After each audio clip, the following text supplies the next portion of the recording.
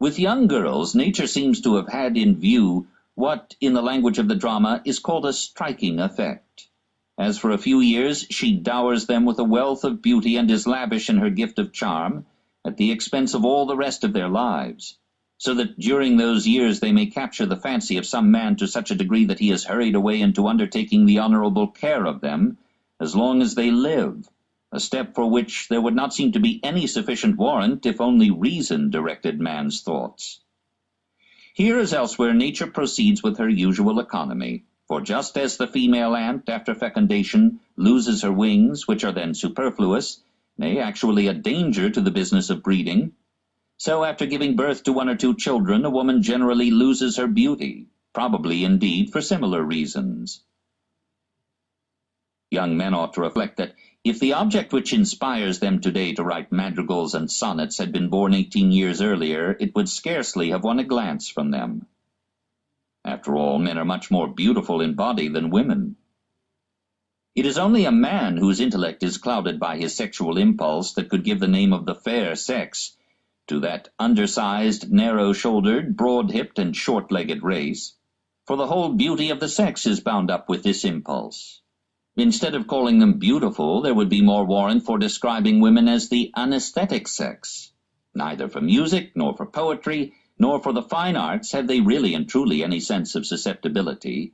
It is a mere mockery if they make a pretense of it in order to assist their endeavor to please.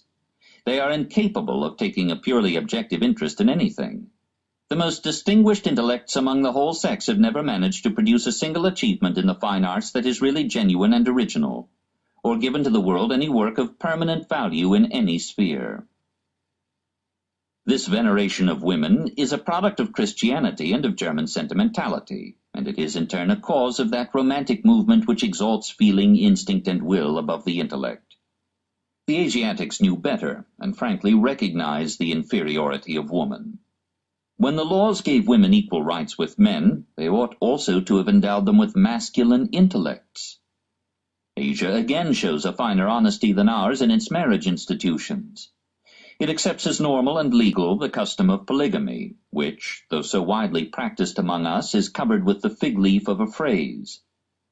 Where are there any real monogamists?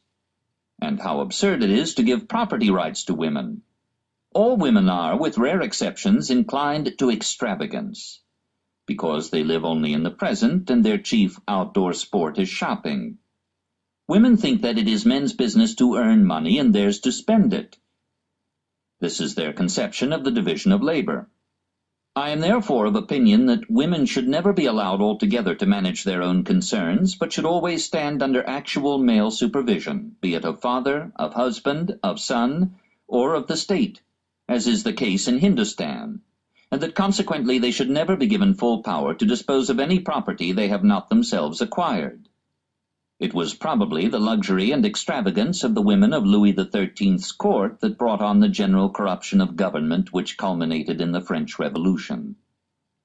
The less we have to do with women, then, the better. They are not even a necessary evil. Life is safer and smoother without them. Let men recognize the snare that lies in women's beauty, and the absurd comedy of reproduction will end. The development of intelligence will weaken or frustrate the will to reproduce, and will thereby at last achieve the extinction of the race. Nothing could form a finer denouement to the insane tragedy of the restless will.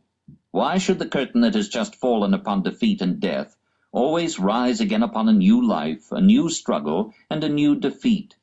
How long shall we be lured into this much ado about nothing, this endless pain that leads only to a painful end?